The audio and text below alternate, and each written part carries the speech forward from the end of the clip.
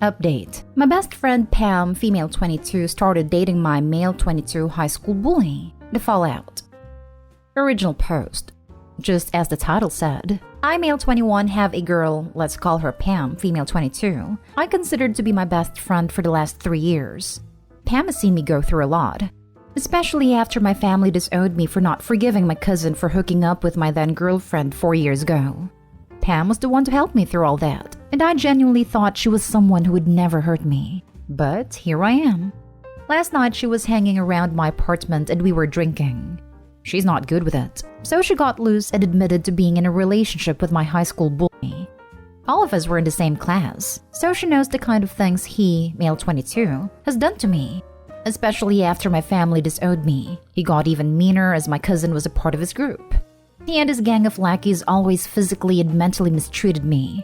I filed a complaint with the school, but we all know how helpful they are in these cases.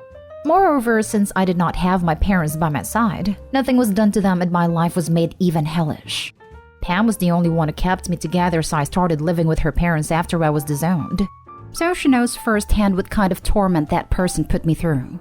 Back to the topic. I don't think she immediately realized what she had admitted to and went to sleep in my spare bedroom.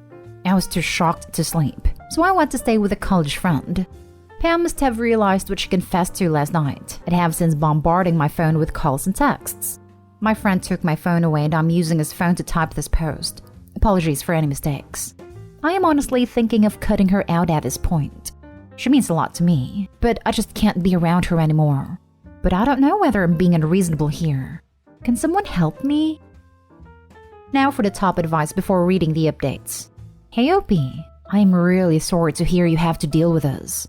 To reference those saying that people change, Opie, you were not required to forgive him, or your friend, under any circumstances. And moreover, your best friend cannot forgive him for you.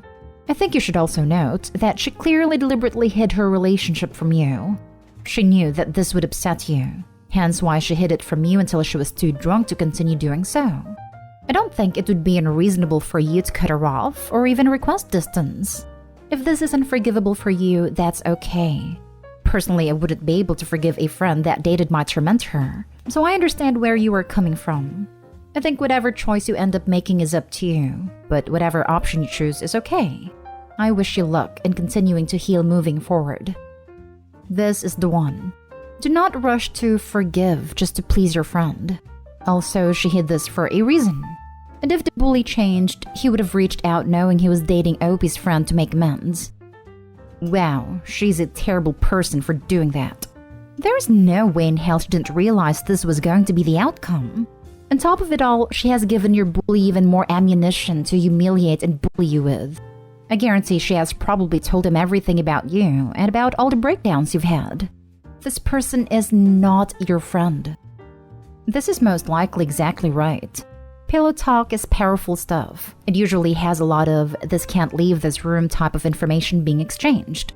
So long as she's with him, Opie's literally unsafe. Edit. Well, I don't know how to update posts in the sub, so I'll just tell you some information here. I haven't decided to meet her tomorrow to hear her side of the story. I need to do at least that much. Also, I'll answer your questions tomorrow as well. Thank you for everything. I never knew there would be so many people out there who will help me so much. And now for the update. Let me start with apologies and thank you to everyone who helped me with my last post. Either way, I want to talk with her the next day to get to know her side, as most of you wonderful people suggested me to. But on someone's advice, I did not go alone. I had a couple of my college friends with me. I didn't know what I was thinking or feeling back when I entered the cafe we were supposed to meet in. But when I saw her, it felt as if she had been crying for the entire night. As Pam saw me walking towards her, she got up to hug me. We usually greet each other like that, but I gently pushed her away. I could see she was hurt, but so was I. My buddies took seats over at the next table and Pam and I got to talking. She could barely form any sentences as she kept apologizing. I told her to stop crying as gently as I could, and she finally started telling her side of the story to me. Well, they had not been dating for 3 months, but for a year. Yup, for a year she had been lying to me. And then came the line which most of you said she would. Pam, he has changed a lot. You should meet him. Me, Really? You're going to say that to me after all he has done? I still have scars from what he did to me. You know this, don't you? Why were you talking to him in the first place? Pam, he wanted to apologize to you for all he did, but didn't have the courage to. From then on, the conversation went in circles. He wanted to apologize. The two of them got to talking at all. But she did not have the answer for my one question. Why him? At this point, someone walked over to us and sat beside her. Any guesses who it was? Yep, it was my bully. Let's call him Matt. I don't clearly remember what happened afterwards, but there was a lot of yelling and then Matt snapped and tried to punch me for making his girl cry. Pam was watching it all. I wasn't in the right mind, so the punch hit me. My friends rushed over, but before they could do anything, I knocked Matt down. Back in high school, I used to be small and weak, but in the last couple of years, I have grown a lot, both in height and weight. Thankfully, my friends stopped me before I did something that would have made me regret later on. Pam was crying all the while, but not once did she try to check on me. At that moment, I knew our friendship was over. I looked at her for one last time and told her, so much for a change, don't you think? After that, my friends and I walked out of the cafe. It was then all the rush and anger I had disappeared, and I started bawling like I was back in high school. Not proud of it, but my friends helped me immensely. The days following the meet were tiring as I was busy moving in with my friends. The apartment I was living in belonged to Pam's parents, so I didn't think it was right for me to continue living there. However, before leaving, I called them and told them about the fight and stuff, and that I was moving out. They were surprised and reassured me that their daughter will not cause me any issues, but I declined. I was living there while paying minimum rent to them, and I did not think it would be a good idea for me to live somewhere Pam could find me. I thanked them for all they had done for me over the last few years, and reassured them our relationship was still the same. I could feel it was tough for all of us, but this farewell was necessary. So here I am, living with my college friends who also celebrated my birthday last night. It was an awesome party, and completely unexpected too. After all, in all this mess, I forgot about my birthday for the last time in life. On my birthday, Pam tried to call and text me, but I didn't reply to or see her text. So that's all, I think. I'm still sad about losing my best friend, but I know this is the best for both of us.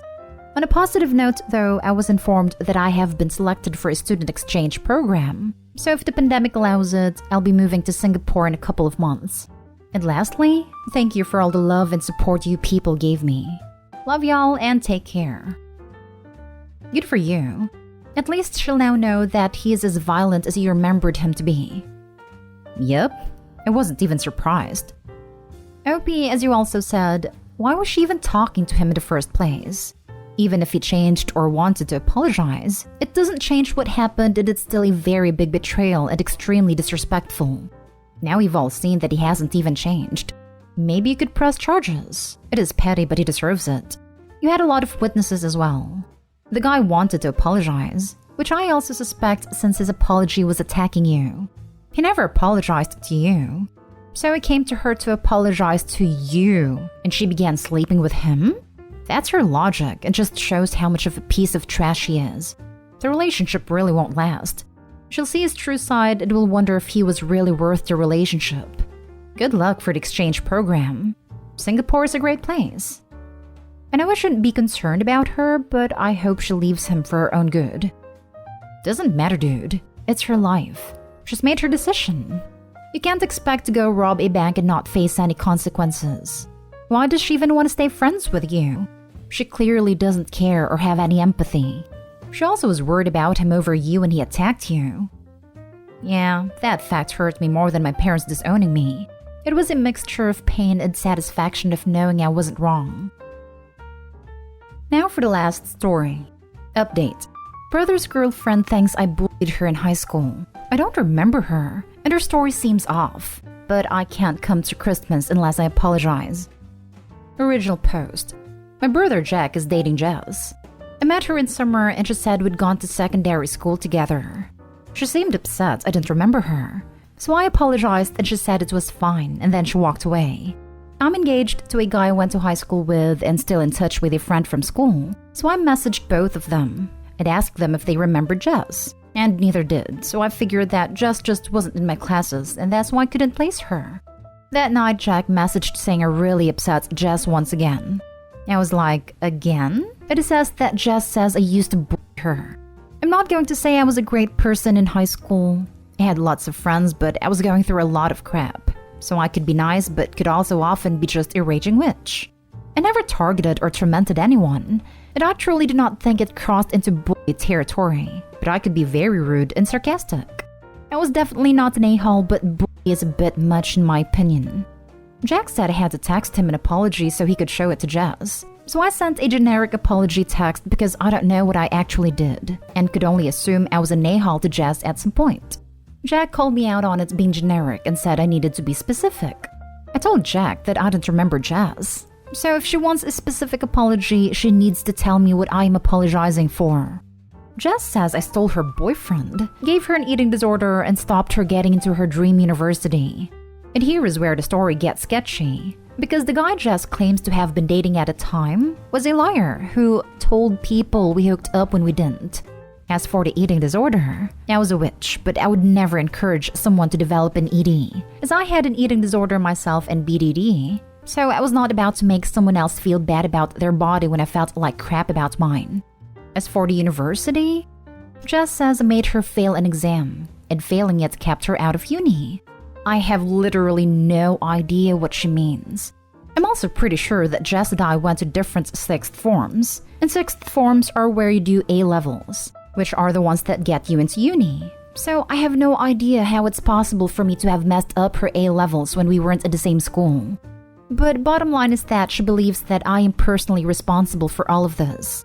Jack says that Jess said that where she's at in life now is all down to me bullying her. I still don't remember any of it. And I actually feel like I remember less with every new piece of info she gives me because it just seems off. Maybe I'm in denial and I need to take a hard look in the mirror. But until then, I'm having an issue giving a sincere apology. And without a sincere apology, I am not allowed to attend Christmas. I haven't seen my relatives in ages, and I'm already in isolation in preparation. And my kids are really excited, so it would suck not to be able to go after all of this. But my dad is siding with Jack and Jess and has said that he wants a calm Christmas. So if I don't deal with the high school drama, I'm not invited. How do I apologize for something I don't remember and resolve this with the least possible drama? Now for the top advice before reading the update. Got some friends in common with her from high school? Maybe they can help with the situation, aka clear up her BS. The fact your dad wants to deny seeing his grandchildren is pure BS. I'm not in contact with many people from high school. Most of my friends were like me, meaning they were really witchy. So I'm only in touch with one of them who grew up and mellowed out, and she doesn't remember Jess either. I married my high school boyfriend and then divorced him, and now I'm engaged to the self-described awkward nerd who also went to my high school, who is not popular or cool, but says my friends and I weren't that bad. And interestingly, he also does not remember Jess. I'm sure that if I can't do Christmas, Dad will work something out with me so he can see the kids, because he does love my kids. But it sounds like he wants to make sure Jack is happy, and Jack will only be happy if Jess is happy. So Dad is prioritizing Jess this year. I think you have already done enough, and humoring her is just going to worsen her fixation and scapegoating of you. I tell him, I'm done catering to demands for another apology of events I don't even remember from a decade ago, when I wasn't even a legal adult. If your girlfriend can't move on with her life, I suggest therapy. I'll make my own holiday plans with the rest of the family on a different day. Then drop the rope. Tell your extended family the same thing. No, you will not be showing up in a sackcloth and ashes flailing yourself for her crappy teenage experience.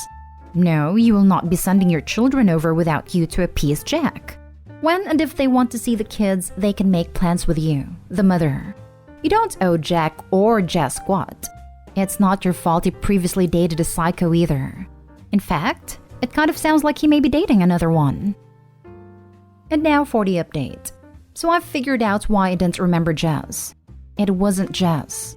Fiancé and I went through some old boxes. We're in the UK, so we don't have yearbooks. But we had Leavers shirts and this little book, and both had names of our fellow Leavers on them. We found his shirt, and we went through it. Jess was on there, so she did go to our school.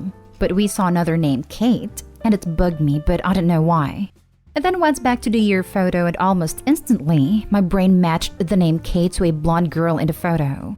My fiancé and I realized that Kate dated Jimmy, and Jimmy is the guy that Jess said I stole from her. I then messaged Jack and explained all of my issues again. Jess going to another school, the notion I gave her an eating disorder, and now the realization that Kate was Jimmy's girlfriend, not Jess. Then said that if Jess can explain this, I'll apologize, and if she can't, then I expect an apology from her instead.